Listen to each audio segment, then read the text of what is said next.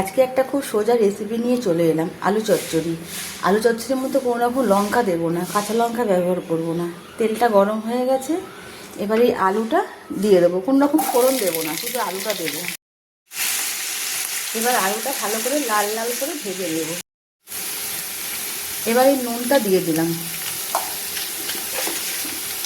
আর অল্প সামান্য চিনি দিলাম। এবার ভালো করে আবার ভাজতে হবে। এই আলুটা ভাজা হয়ে গেছে, এবার জল দিয়ে দেবো। এর মধ্যে কোনো রকমই হলুদ ব্যবহার করিনি, এর মধ্যে হলুদ দেয় না। জল দিয়ে এবার একটু ঢেকে দেবো। 10 মিনিট বাদে মশলাটা দেবো। এবার ফুটে গেছে, এই ভাজা মশলাটা দেবো। এই ভাজা মশলাটা শুকনো লঙ্কা, গোটা শুকনো লঙ্কা, গোটা জিরে শুকনো কড়াই ভেজে তারপরে মিক্সিতে গুঁড়িয়েছি। এটা হয়ে গেছে। এটা দিয়ে রুটি, পরোটা, লুচি খেতে খুব ভালো লাগবে। আর আমার রান্নাগুলো একদম ঘরোয়া রান্না, যেগুলো আমরা ঘরে রোজ খাই সেগুলোই আমি শেয়ার করি।